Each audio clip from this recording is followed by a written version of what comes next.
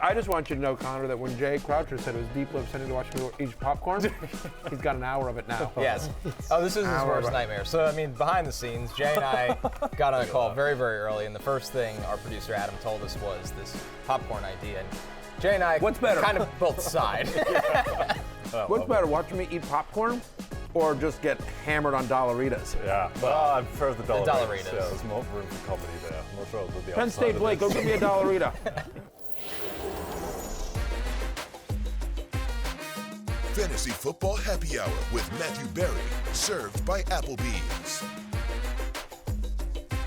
Welcome to the Fantasy Football Happy Hour. I'm Connor Rogers alongside Matthew Berry, Jake Croucher. No coincidence, no Penn State Blake in the house today. That's the first thing I noticed. No Penn State Blake, first thing I noticed, no popcorn. Right, they go hand in hand. They go hand in hand. No Dollaritas. They no both Dollaritas? They both had enough of you. Penn State Blake and popcorn. They've had enough of you. Rightfully so. This is the worst Thursday ever. Just so you know, I need them both. What are you gonna do? What are you gonna do? It's gonna turn for the better because it's Love-Hate Day. It is Love-Hate Day. We love Love-Hate. Columns in. No intro this week. No intro this week. Wow. Yeah, that was. I didn't know. Whatever. No. This was thanks for reading the column. Obviously, you animals. Is it published yet? Yeah. No, but no. The morons. Last week I did a whole open about the fact that there's not going to be an open this week. I've been talking about like not wanting to write it as much or not write it at all, honestly. And so one of the conversations, seriously, is all in the column. Go back and read. Well, we hear it from you all the time. Some teammates I get. I see you 6 days a week. Yeah. Yes. In real life form. I cannot deal with written form every week as No, well. you should. Someone, hey, Steven, make this part of Jay's show prep. So he has to read the damn column. And you have to read it too, Steven.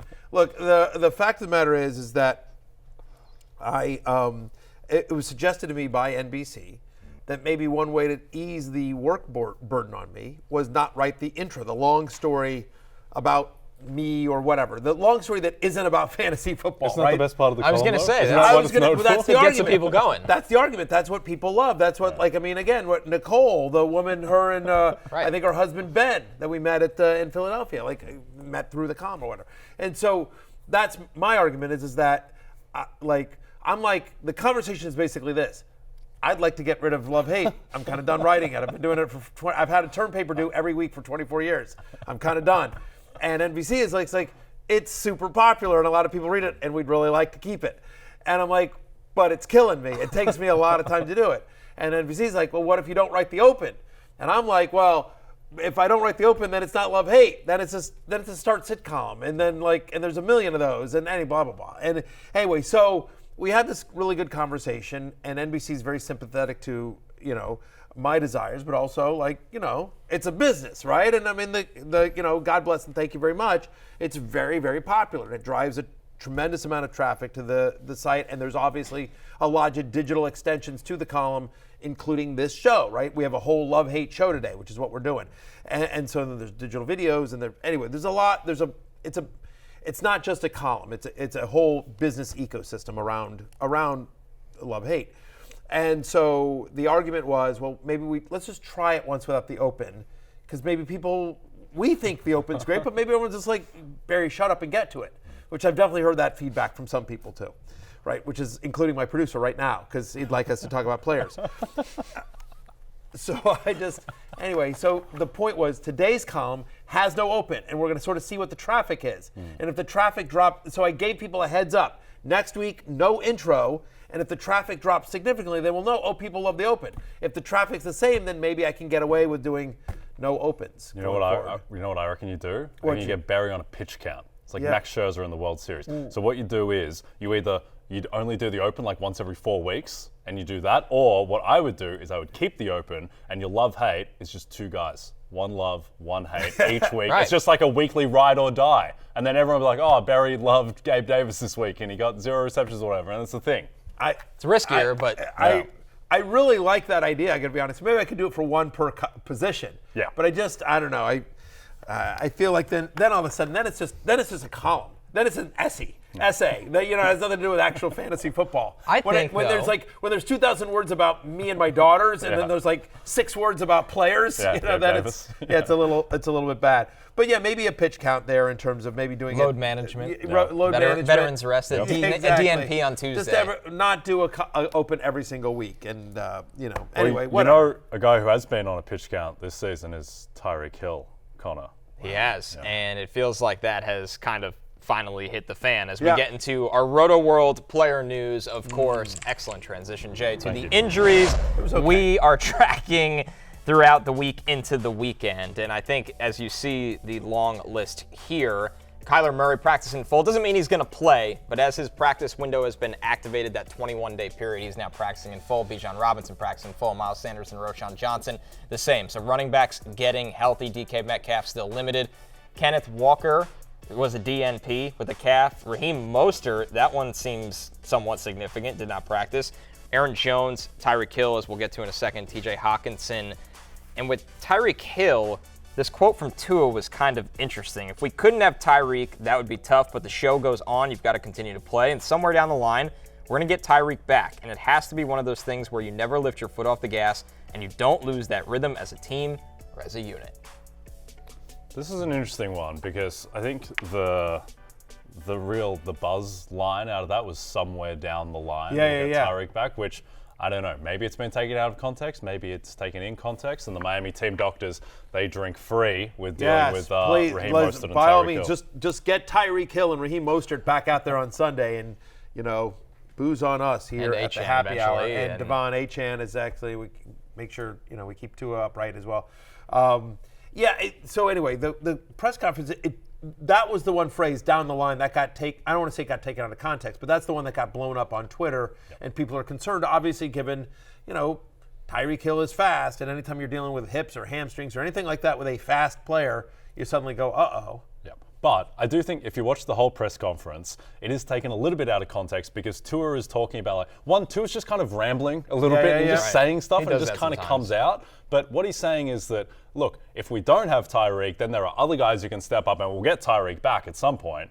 Where it's like, well, the some point might be on Sunday, this Sunday, or it might be 2 weeks away. I would say my best guess is that he's probably not going to play this week, but it's not going to be long term. But we just don't know with hips. Because think about what happened to Jamar Chase last year, where he has the hip and then he's just out a month, randomly out of nowhere. So it could be that. It also could be nothing. But I don't think there's any real clarity at the moment. Yeah, I think the important thing, we're not going to talk about, if and when we find out Tyreek Hill isn't going to play this week, we will have that conversation, whether it's on tomorrow's show or on Fantasy Football Pregame Sunday morning, 11 a.m. on Peacock and the NFL and NBC YouTube channel. I'm a company man. For now, just want to give you guys a heads up. There's a chance, and we can't tell you if it's 10% or 90%, but there is a chance you don't have Tyreek Hill this weekend. Same with Raheem Mostert, who missed Wednesday's practice. That doesn't feel as serious. Maybe just kind of a veteran rest day given his extensive injury history throughout his career, but just something to keep an eye on, obviously. Yep. The only thing that really makes me nervous about Raheem Mostert is I dropped a ton of money on him in a guillotine league, so he's probably not going to play, just knowing, how those things go. Yeah, knowing how those things go. Yeah, just last one of this too is that the line was 10.5, Dolphins favored home to the Patriots. Now it's trending towards 8.5. So the market thinks there is some concern that particularly Tyreek, he may miss. It's wild to think a wide receiver, and I don't disagree, a wide receiver can move things almost 2 points. He is the most valuable non-quarterback in the league. It's like him, Parsons, Garrett. Like he's the most valuable wide receiver in the league along with Justin Jefferson. And I don't want to get down, but if you want a rabbit hole to go down to, last night on Twitter, somebody who does analytics for ESPN tweeted out the fact that he didn't think that Tyreek Hill just basically said Tyreek Hill is not he's like the 16th best wide receiver in football. Here's the thing: is if you have a model that says Tyreek's the 16th best wide receiver, time to start again. Let's create a model where he's top 5. Wide receiver model around yards after catch, and I'm not doing justice to the whole conversation. It's the whole long big Twitter thing, but in essence, basically, the argument was, well, Tyreek Hill's a one-trick pony because all he has is speed, and so he's only the 16th best wide receiver or something like that. And it was like, yeah, but that's the whole. I mean, Patrick Mahomes is a one-trick pony. He's just awesome at quarterback. Yeah. It is that good. Anyway, people on Twitter expressed their displeasure with that particular take. Anyway, if you want to go down a whole rabbit hole, it's a fascinating thing. But yes, I agree with you that if your model says Tyreek Hill is not one of the best wide receivers in football, the model, it doesn't work. Yeah, let's change it. Some other news we got after yesterday's show. 49ers quarterback Brock Purdy has entered the league's concussion protocol, and we got to hear from Kyle Shanahan on the status of Purdy. And, of course, Sam Darnold expected to start. Started getting symptoms on the plane. So we found that out when we landed. We were all pretty asleep, but then he got all checked up today, or yesterday, and now he's in the protocol. Does he have enough time to clear protocol in order to be available for the game on Sunday? Oh, yeah, he does have enough time. Just got to go through the process. When you watch the film, where do you think he hurt him? Was it on the quarterback sneaks, maybe? Possibly. We don't know for sure because he didn't start getting until the plane, so I don't know exactly, but I'd probably guess that. He's not clear by Friday. Would you say he hasn't practiced? So, do you do that? Or? No, I mean, Brock didn't take a practice rep versus Seattle on Thursday Night Football till pregame warm-ups, and he had to shut those down a little bit too. So he didn't really get a real rep that week till play one, and he played pretty good. So we'll probably stick with that. And this is the expected play where Brock Purdy potentially suffered a concussion on a quarterback sneak here, guys, if you're watching. Yep, and then after that, performance tailed off completely. Right. Who knows if that is the cause of that, but we'll just have to see if he can go. Obviously, the short turnaround hurts his chances of playing. And if you're not watching, if you're just listening, so the tweet basically says that basically after that play, his stats were brutal. He had I think he was 2 for 6 for 2 picks. With the 2 picks, yeah. So anyway, both interceptions came after that play. So anyway, we hope Brock Purdy gets better soon. If Sam Darnold does get the start, I think he'd be a viable kind of mid-tier QB too. He's playing Cincinnati doesn't totally scare you against the Bengals. Bengals coming off a bye, of course, but they're the 17th best pass defense over the last 4 weeks as well.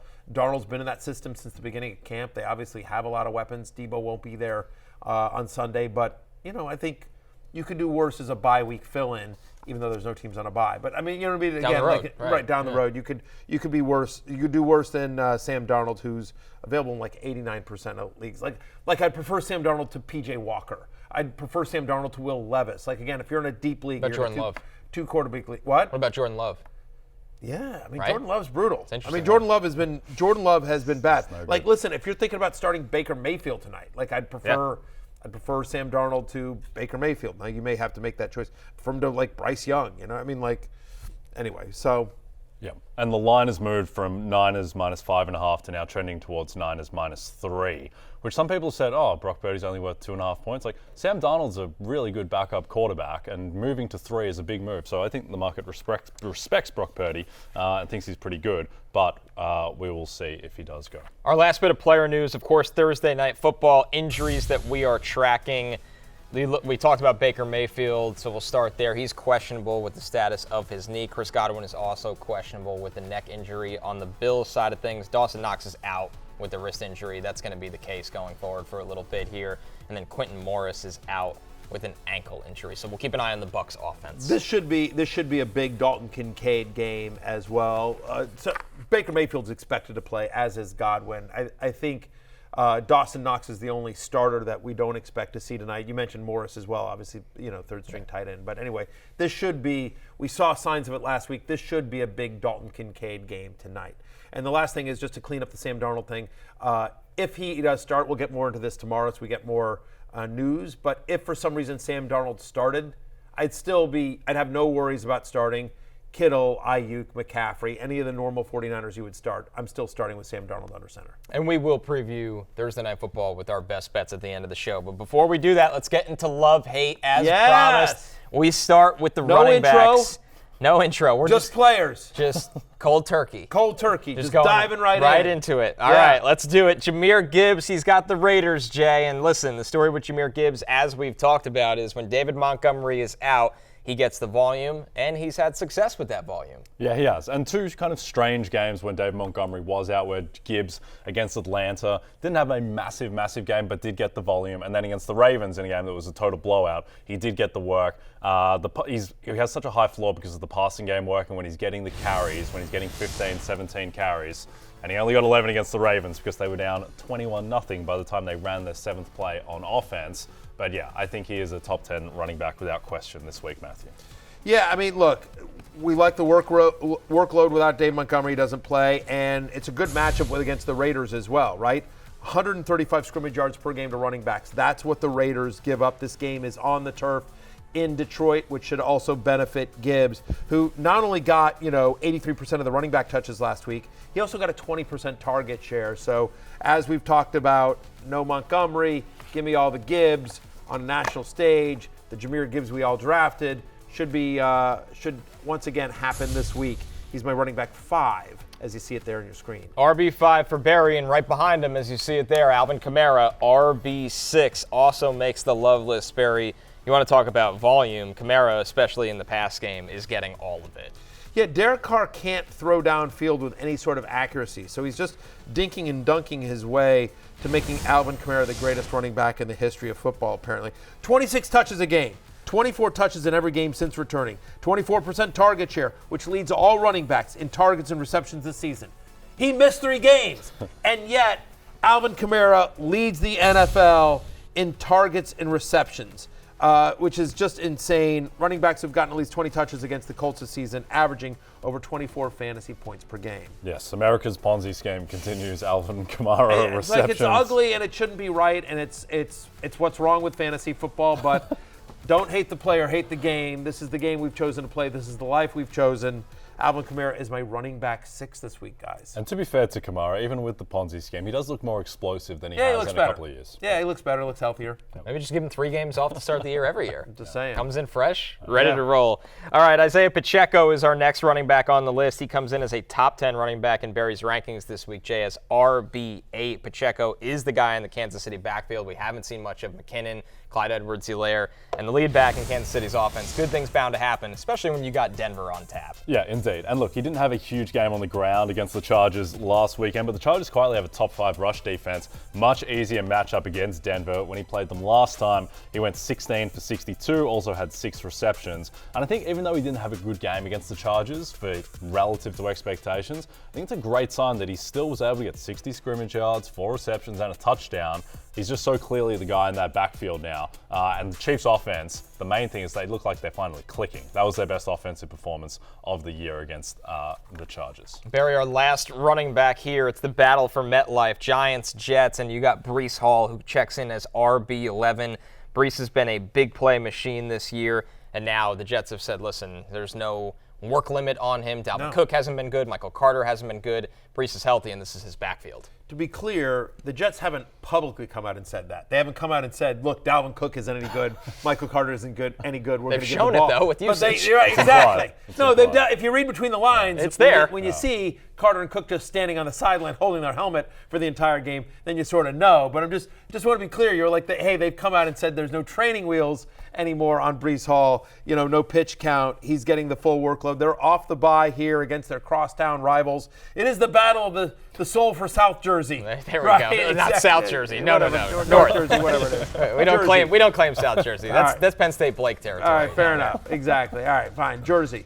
Whatever. I failed geography, but here's what I didn't fail. Starting good running backs in fantasy football, which is what Breece Hall is. 42 touches over the last 2 games, 68% of the snaps the last game we saw Breece Hall play, and now he should get a massive workload against the Giants. Running backs have gotten at least 15 touches against the New York Football Giants, averaging almost 19 fantasy points per game. And so New York, who's a bottom 3 defense in terms of rush yards and yards per carry allowed to running backs, should give it up for Breece Hall. So easy Breecey.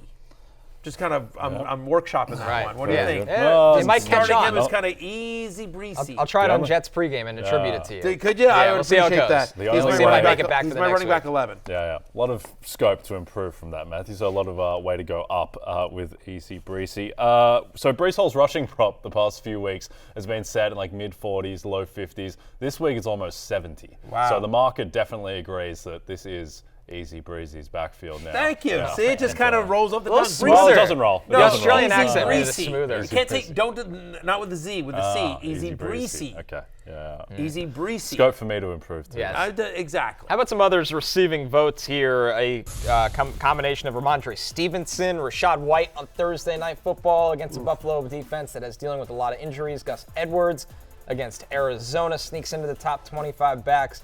And then Motor Singletary right at RB30 because he's got the Panthers. So, look, Rachaad White, I don't love, by the way, give me the under on his rushing prop here, but how about the receiving game? That's why you're excited about Rachaad White. 5 straight games with a double-digit target share and 3 or more receptions. There are significant underdogs in this game. The Buccaneers are as well. Rhamondre Stevenson talking about passing game running backs in games where they're underdogs.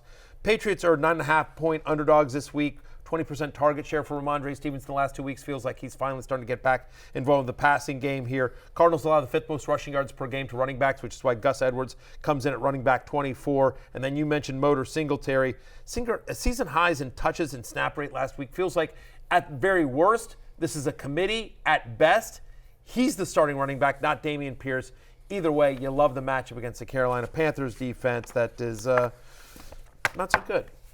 Not so good. Let's move over to the hate list. Bottom 3 run defense over the last month. Not ideal. The hate Not list ideal. for running backs Hashtag not ideal. is kicked off by Joe Mixon. Jay, he makes it as a top 20 running back for Barry by default, RB18, but they're at San Francisco this week. Yeah, that San Francisco run defense hasn't been as imposing as it was last year. Alexander Mattison looked the most spry that he's looked all season, so the matchup is a bit easier than in perhaps years past, but at the same time, like Mixon is averaging 3.8 yards per carry. He's really living off that 5-touchdown game against Carolina. You take that out, and the stats the past couple of years don't look great, and you would expect that the Niners, after they were kind of embarrassed by the Vikings a little bit, that they will bounce back in a game they may have to win with their defense. That's the thing. While the Niners defense may be resting on its laurels and its reputation a little bit, so is Joe Mixon. I mean, who is 50th. There's 57 qualified running backs in fantasy points per touch this year. Mixon is 50th. He is 50th out of 57 qualified running backs in fantasy points per touch. Like, you're banking on, or if you start him, you're hoping for massive volume, which he should get, and that he falls into the end zone, which who knows. To your point about the 3.5 yards per carry in 3 of his past 4 games, again, hasn't been efficient at all. And yes, the Niners defense maybe isn't like elite, oh my God, but it's still pretty good. They allow the 5th fewest rushing yards per game to opposing running backs.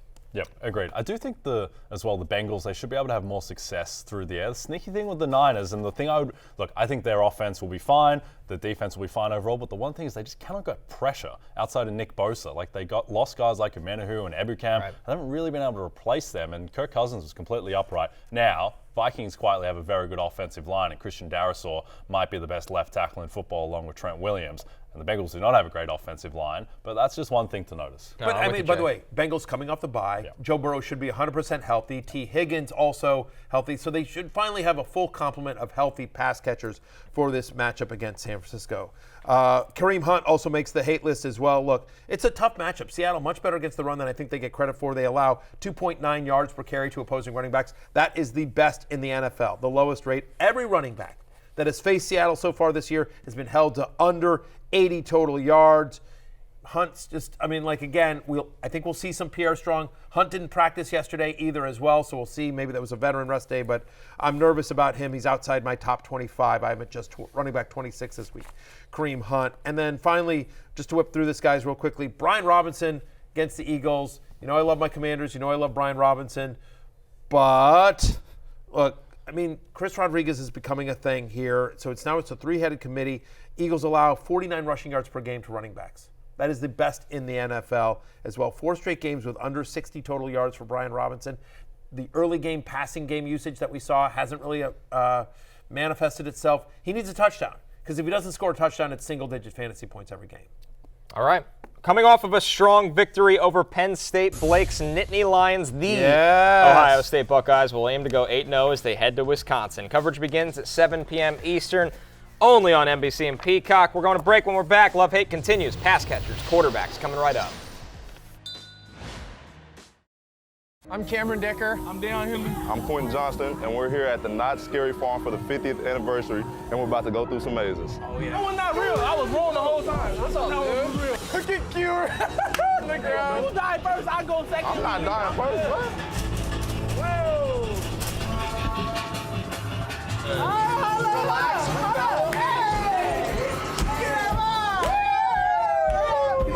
This is the best part right here. I like this.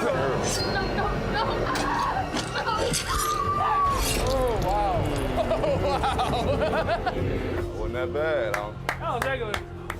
Oh, what the mob, boy? Wow. I thought it was no cussing.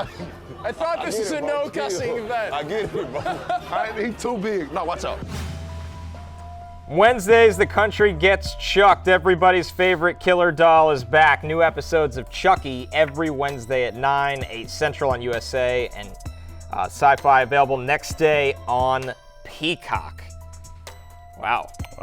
Spooky stuff. Quite terrible. Yeah. That's the most I've seen Quentin Johnson on my television screen all year, Connor. That's the scariest part of it. It's involved in the content, but need a little bit more on the fantasy front. Did make one nice catch for 20 yards against the Chiefs, where he looked like a guy who was taken in the first round pick.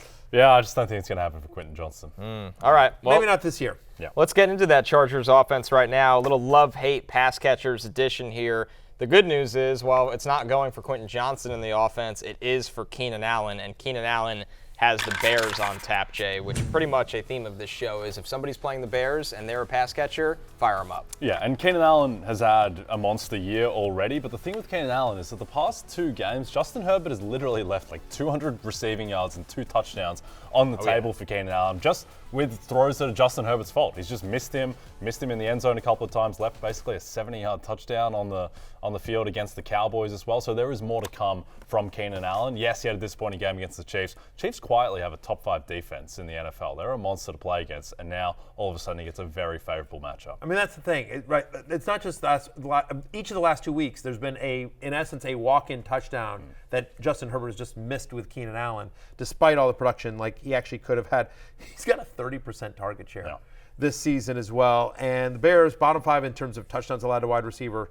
Obviously, Keenan Allen has at least 1 end zone target in 4 of the last 5. So yeah, he's my wide receiver 6 this week. He should be great and somebody to watch and enjoy. On Peacock and NBC Sunday night, I'm a company man. Good guy. And then you turn on after that, then you turn on Chucky. Right. Look, I don't know if it's a good game or not, but here's what I do know about the Bears and Chargers. That'll be on Sunday night on NBC and Peacock. You can bet that game. Yes, you can. You can play fantasy around that game, and you can bet that game. So it honestly doesn't matter whether it's a good game or not because it's going to be interesting to you.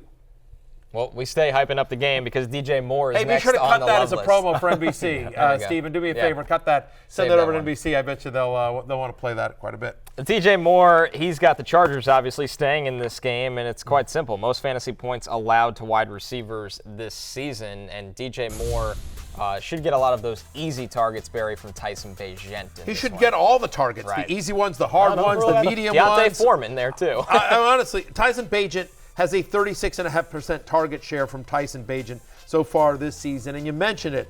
Chargers have not only allowed the most fantasy points to wide receivers, they've given up at least 75 yards to an individual wide receiver in every game this year. So if you're telling me one wide receiver from the Bears is getting at least 75 yards in this game, feel pretty good that it's going to be DJ Moore. He's a top 12 play for me this week. And I think watching Ohio State games every week, it's a reminder that you don't need a great quarterback to provide value for a wide receiver 1. And so I think DJ Moore, there's a lot of pitch and catch. He'll get a lot of screen passes. He'll be fine this week. Jay, how about Terry McLaurin? Comes in as wide receiver. By the way, do you like how both Tyson Bagent and Ohio State catching strays there? So we're trying to talk up DJ Moore. It was. Jay Croucher just all of a sudden. Just Kyle McCord catching strays. Not Marvin Harrison, no one else on that team. Just Kyle McCord. And Tyson Bagent, you're like, you don't need a great quarterback. Sure. Like, he's 1-0. Saying Tyson Bagent's a great quarterback? I'm saying he's 1-0. Okay, we can go bet the Bears plus 8.5. The quarterback wins argument. Yeah, you got to give it to him. He's 1-0. Well, he's 1-0. Sorry, teabag. I mean, whatever. You drafted Michael Thomas. I'm a Michael Thomas, Najee Harris man. There's no more people allowed on this boat. I think if I was Tyson Bagent, I'd be like, wait, Jay's player evaluation doesn't think I'm good? I think his average depth of target against the Raiders was 2 yards. He took what the defense gave him. I thought it was an error on the screen. No, it's 2 yards. It's not great. We'll see. That's hard to do. He got the W. Yeah. That is hard to do. All right, moving over to Terry McLaurin against the Eagles. He comes in as wide receiver 16.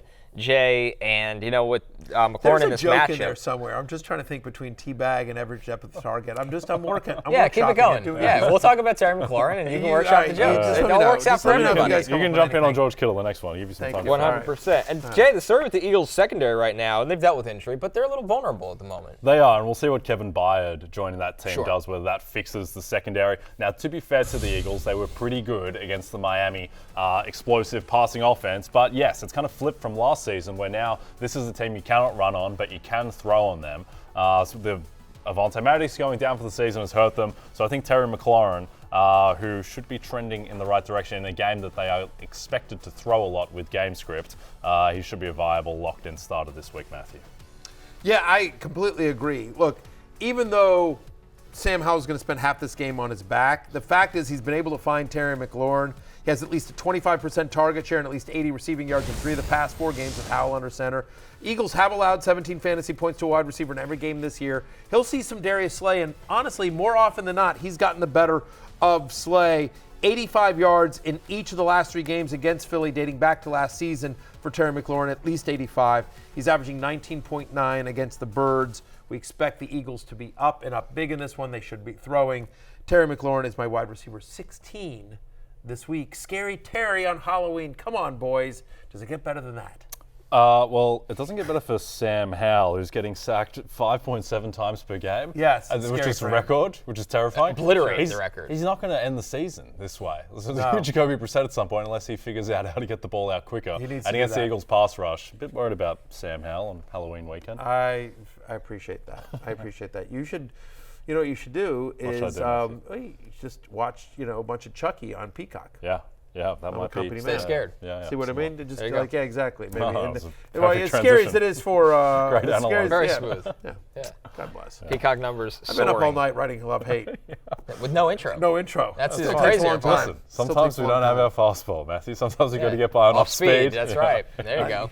Throw a curve every now and then. Right, just spit, sweat, junk ball. Yeah. Just hope exactly. Hope they chase the slider in the dirt. Exactly. Hope they have a wide strike zone. It's been about the last 5 years of my career, to be perfectly honest. Yeah. That's all right. Oh, man. Our next one here, George Kittle. He comes in as a top 5 tight end. Listen, for George Kittle's usage in this offense, Matthew, it's just on a totally different planet when Deebo Samuel doesn't play. That's the exact thing. There have been 5 games over the last 2 years that Deebo Samuel has missed. He's got a 24% target share in that game. So whether it's Brock Purdy or Sam Darnold under center for San Francisco this week, I like Kittle as a top 4 fantasy tight end this week. Bengals allow the 4th most fantasy points to opposing tight ends. They're tied for the 2nd most touchdowns allowed to the position as well. And again, in the games in which Deebo Samuel has missed over the last 2 years, George Kittle is averaging 18.7 fantasy points per game. Yeah, and you suspect with Sam Darnold, if it is Darnold in this offense, that the guy you're most comfortable going to is the shorter stuff with Kittle. Certainly when Brock Purdy took over as the starter in the last season, Kittle was the guy that he really locked onto from the start. Wouldn't be surprised if it's the same deal with Sam Darnold. Some others receiving votes: Christian Kirk, Chris Godwin, Josh Downs, who we really like on this show, Kendrick Bourne, and for Thursday Night Football, Dalton Kincaid. Jay, who jumps out to you on this list? I think Dalton Kincaid's an interesting one. I was surprised on DraftKings. His receiving prop is only 38.5. I think he goes over that. We'll get to our other best bets in that game. Josh Downs continues to be underrated. I don't think a lot of people watch Colts games is the issue, but he is putting up monstrous stats. And then Kendrick Bourne as well. He's a wide receiver 1 on an offense that might be not fixed, but certainly going up against Miami's vulnerable pass defense. I think Kendrick Bourne will be a viable flex option as well. Kendrick Bourne has a 30% target share over the last 2 weeks. Yeah. 30%. I mean, back-to-back games with at least 15 or more fantasy points as well. We expect them to be down and having to throw against the Dolphins. You mentioned Dalton Kincaid, 20% target share in 2 of the last 3 weeks. Again, no Dawson Knox, no Quentin Morris as well. He is the tight end for the Bills tonight against the Buccaneers. You mentioned Josh Downs. Saints allow the 4th most yards to the slot. So in addition to the fact that he's just getting this massive target share with Gardner Minshew, it's actually a really nice matchup for him against New Orleans as well. A couple of the guys that are on that list: Chris Godwin, who again plays tonight. Multiple red zone targets in 4 of the past 5. Buffalo actually allows the 2nd highest catch rate to the slot. It's a very narrow target tree in Tampa Bay. It's Evans, it's Godwin, it's Rashid. Rachaad. I keep wanting to say Rashid Rice because he's on my sheet here, but Rachaad White out of the backfield as well. All right, 2 other names we mentioned there. Speaking of Rashid Rice, Denver allows the most touchdowns to wide receivers this season. They're tied for the team league. Rice actually leads the Kansas City Chiefs among wide receivers in red zone targets. Played 59% of snaps last week. Again, his role continues to increase on that team as well. We like parts of the Chiefs' offense. And finally, Christian Kirk, since week 2, He's the 14th best wide receiver in fantasy football. Zay Jones being out has certainly not helped that. But 6 straight games now with at least 13.5 fantasy points for Christian Kirk. Steelers allow the 3rd most fantasy points to opposing wide receivers as well. So Christian Kirk is actually my wide receiver 21 this week. Wow, with no buys. With no buys. Welcome back, Christian Kirk. Welcome back, Christian Kirk. 2 first names. Always a crowd pleaser.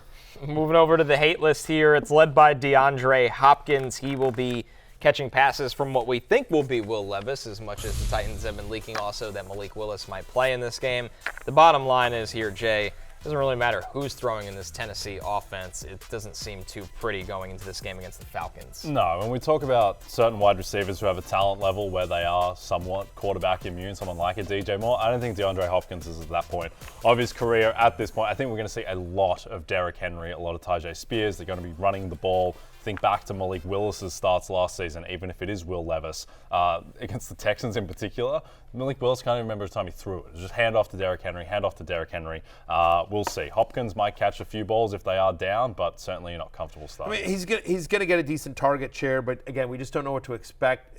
The Falcons are pretty good against perimeter wide receivers. A.J. Terrell obviously has a big part of that as well, but no team in the NFL allows fewer yards to perimeter wide receivers, which is obviously where Hopkins spends the majority of his time. Then the Atlanta Falcons as well. Over-under is 36. Like, this is going to be an ugly game. This is a Young Wei Koo game. You know what I mean? Like, this is just a. It's time to load up Chucky on Peacock. This is not an attractive game. You know, another one, we talked about this the other day on Keep It Open, Close It Out, and we closed it out on Tyler Lockett, so no surprise that he winds up on the hate list as well, guys. Single-digit fantasy points in 3 of the past 4 games. No team in the NFL allows fewer fantasy points per game to opposing wide receivers than the Cleveland Browns. And in fact, prior to last week, which is sort of this weird fluky game, and Pittman had the one big play, prior to last week, Cleveland allowed only 2 wide receivers to reach even 60 yards. So I have Lockett at 36 this week, guys, especially because we expect DK Metcalf back and JSN is starting to emerge. Yep, and even after giving up 38 points to Gardner Minshew and the Colts, Cleveland still statistically have clearly the best defense in the NFL. To your point, just random plays in that game. Like Gardner Minshew's running for touchdowns. Pittman turns a 12-yard catch into a 70-yard touchdown. I think that the Cleveland Browns defense will be right. I think they will too, and I think when you look at Lockett right now, there's just no sign of the big play from him, which we're so accustomed to seeing over the years. So you have to wonder. I'm not saying it's he's declining, but he definitely doesn't look like the Tyler Lockett of the last 5 years. Do you think JSN can outproduce him the rest of the way? Easily. Yeah. I mean, he drafted JSN in the first round. He was a guy that 2 years ago had 1,600 yards in college football catching passes from C.J. Stroud. I mean, it just seems like he was drafted to get a lot of volume, and he needed the first half of the season to get ready. I wouldn't be shocked if the Seahawks win that division with the Niners kind of stumbling a little bit, with JSN trending up. Devin Witherspoon right now is. I would still be shocked. Well, I don't know. I don't think it's out of the realm of question. Yeah. But yeah, I wouldn't. I think the thing is that it was out of the realm of question a week ago, yeah, and now true. all of a sudden, now they're in the plus 400 type of range. Yeah. It's because of their defense. Their defense is much better than people realize because of the young talent. Yep. Devin Witherspoon right now is the #1 graded cornerback by PFF in the entire NFL. Right. In the entire NFL, terrific. he is an absolute monster. All right, he's really good. Our next one here, a guy that's constantly mentioned with trade rumors, that is Jerry Jeudy, who has that impressive Chiefs defense, of course. Jeudy comes in for you, Matthew, as wide receiver 45, not producing and not getting much volume either. No. I mean, listen. Obviously, if you're in a league where you get fantasy points for arguing with Steve Smith, Jerry Jeudy's a first-round pick. But in a normal fantasy league, first overall pick. Right? He's obviously exactly. Christian McCaffrey over there. Yeah, he really is. But you mentioned that Chiefs defense, Connor. Right, they're top 10 in terms of fewest fantasy points and yards allowed to opposing wide receivers as well. So Jeudy, who has 5 or fewer targets in 4 or 6 games this season, 0 end zone targets, didn't do anything the last time they faced the Chiefs a couple weeks ago when he did get into that argument with Steve Smith. He's wide receiver 45 for me. Yeah. And the issue is last time Russell Wilson played the Chiefs, which was 2 weeks ago, yes. Russell Wilson had 96 passing yards. Correct. This is an awesome defense in Kansas City, and that's been the quiet building story of the season in a way, and now their offense looks right as well, so they're the best team in football. Our last one on the pass catchers is Kyle Pitts. It feels like, guys, every time we say this is the breakout for Kyle Pitts, we come back to reality. The point total in the game for the Falcons and Titans is only at 36, as we've mentioned before.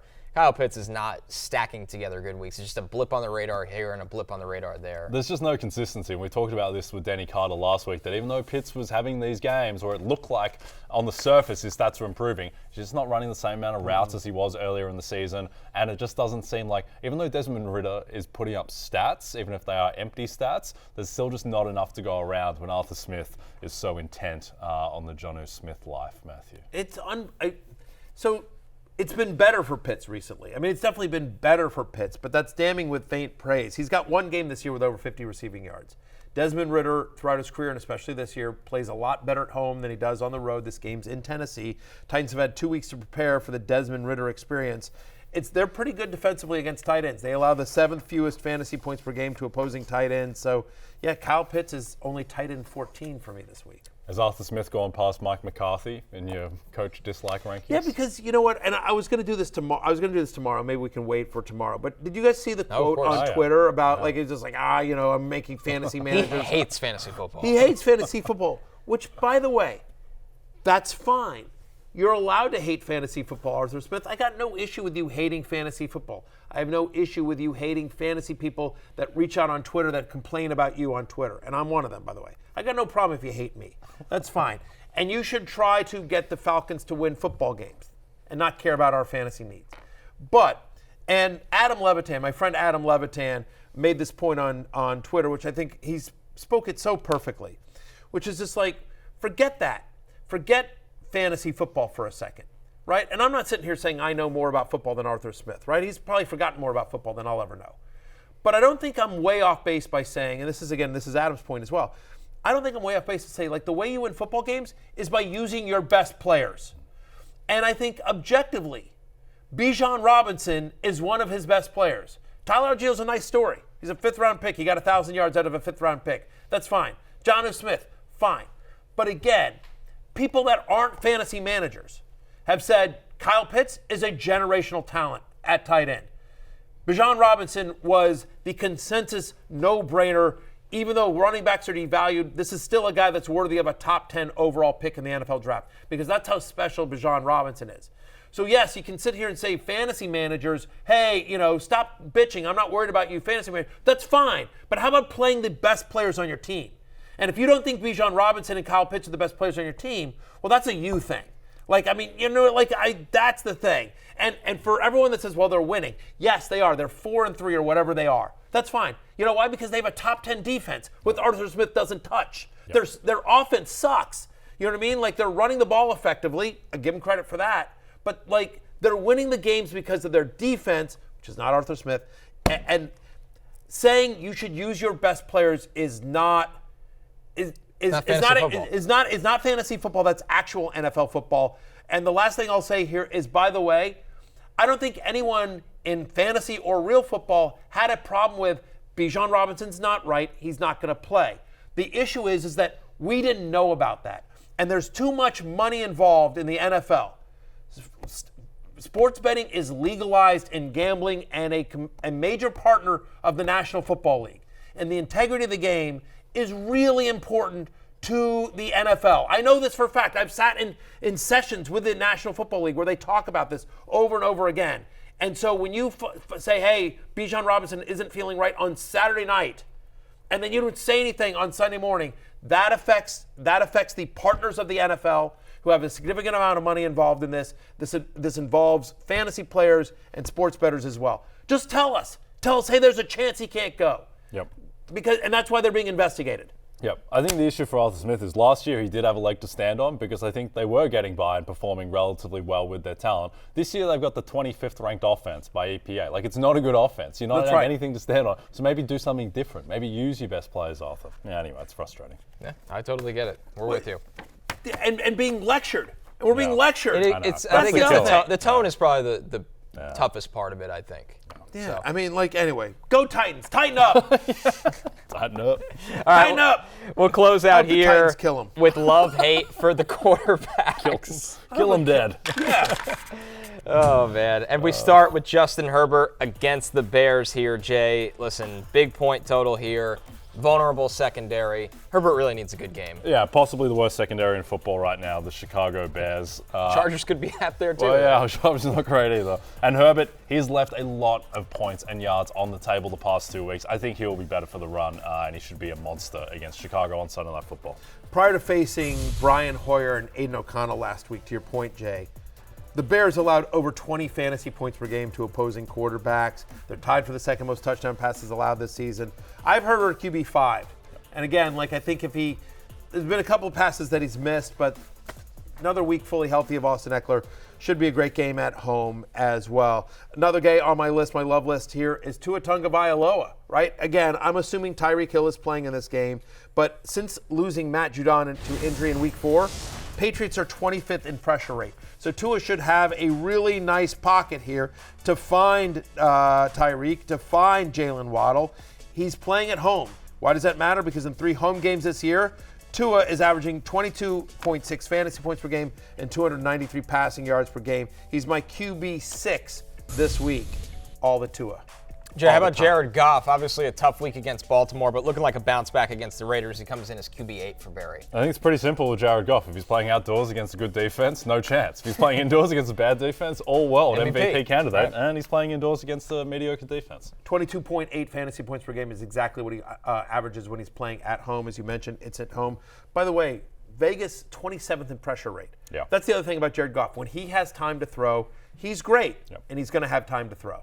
Couple others receiving votes: C.J. Stroud, Trevor Lawrence, Matthew Stafford. They all come in, Barry, as top 15 quarterbacks this week. Stroud and Lawrence inside my top 10. Past 4 weeks, Carolina allowing touchdown passes at the highest rate in the league, so Stroud is my QB9. How about T-Law? Over the past 4 weeks, Steelers allowing league high 14.7 yards per reception. Lawrence obviously using his legs quite a bit more. He's had kind of the mini bye to get ready for this. And Stafford going against the Cowboys. I think a lot of people are like, oh, the Cowboys are so good. That defense has not been the same since over the last 4 weeks. Cowboys allowed touchdown passes at the 4th highest rate. All right, let's jump into the hate list here. We got 2 names here. We'll start with Geno Smith. Jay's got the Browns. I mean, it hasn't been a great fantasy season for Geno so far. Yeah, and the thing with Geno is that he's not afraid of turning the ball over and making plays that just aren't there. And I think against the Browns, that could be a recipe for disaster. I think he's going to get sacked a lot as well. He's been under 15 fantasy points in 5 out of 6 games this year. Hard to see him getting over that number against the Browns, as 4 of the 6 quarterbacks to face Cleveland have scored under 11 fantasy points. I know Minshew had the crazy game last week, but that was kind of a fluke. I'm not seeing it there with Geno. Our last one, Barry, Russell Wilson. Yeah. He comes in as QB17, 3 straight games with under 200 passing yards. He's got the Chiefs. One of the games under 200 passing yards was the game against the Chiefs earlier. Under 100. That Jay mentioned earlier in the show. 96 yards as well. That's real bad. Chiefs allow the 4th fewest yards per pass attempt. Kansas City also allowing the 5th fewest fantasy points per game to opposing quarterbacks. Again, nothing that you saw 2 weeks ago makes you feel good about starting Russell Wilson this week. He's outside my top 16 this week. Boy, if they trade Cortland Sutton, or, well, not really Jerry Jeudy. If they trade Cortland Sutton, it's only going to get uglier for Russ in Denver. With that, we are going to take our last break. When we're back, it's Last Call. Thursday night football preview, Bucs, Bills. We got our best bets coming right up.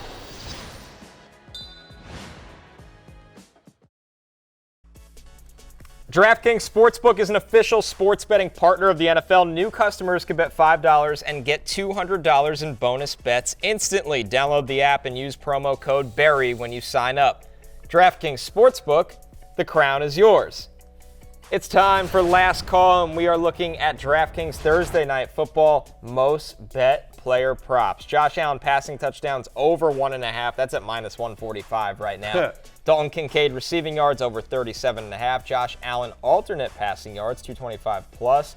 It's at minus 340. Josh Allen's actual passing yards is set at 261. The public likes the over. And Stephon Diggs receiving yards only at 87.5 there at minus 115. Jay, anything you like from the public, or are you leaning a different way tonight? Leaning a different way tonight, Connor. I'm going with Baker Mayfield in primetime. What could go wrong? Yeah, it's never let anyone down. Taking Baker Mayfield over 228.5 passing yards. I don't think this Bills defense is particularly good in its current form. They're missing Trey White, Matt Milano, Daquan Jones. Von Miller still isn't at full go in terms of the snaps that he's getting. And Mac Jones just threw for 272 on them.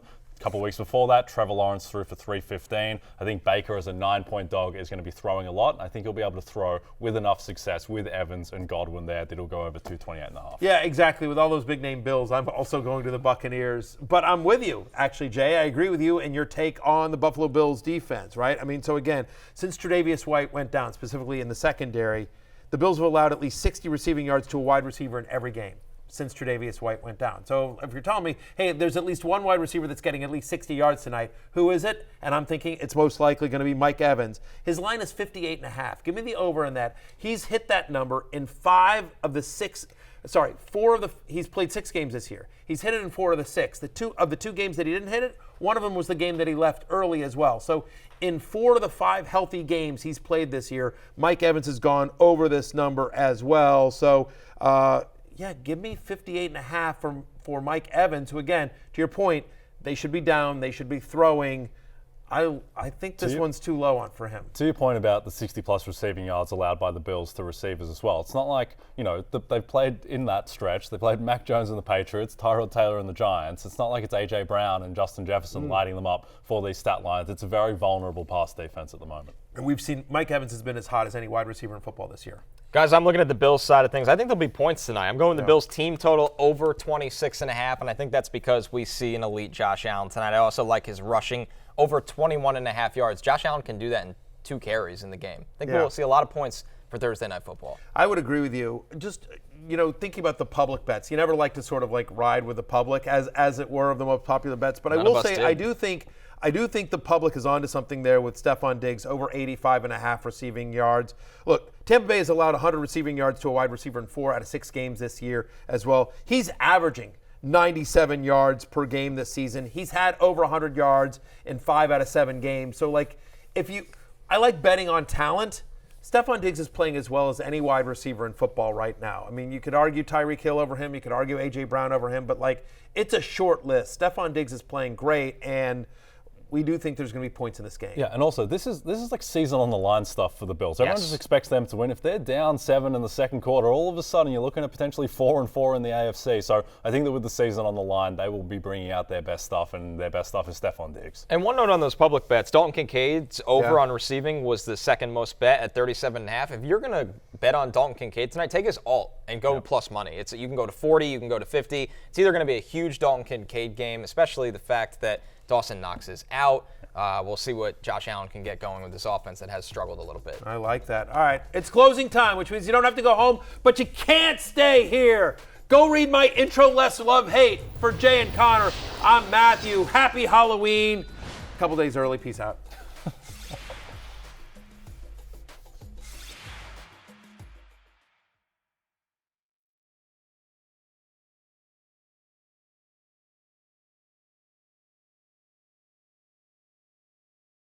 Hey, it's Matthew Berry from NBCSports.com and Rotoworld.com, and I want to thank you so much for watching whatever it is you just watched, or if nothing else, being too lazy to click out of the autoplay after this video started, after whatever it is you actually wanted to watch finished.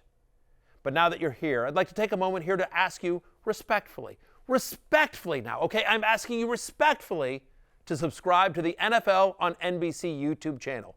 You'll get the latest Rotoworld fantasy news headlines, all sorts of great shows, including my own Fantasy Football Happy Hour. So go subscribe now. Again, I'm asking respectfully.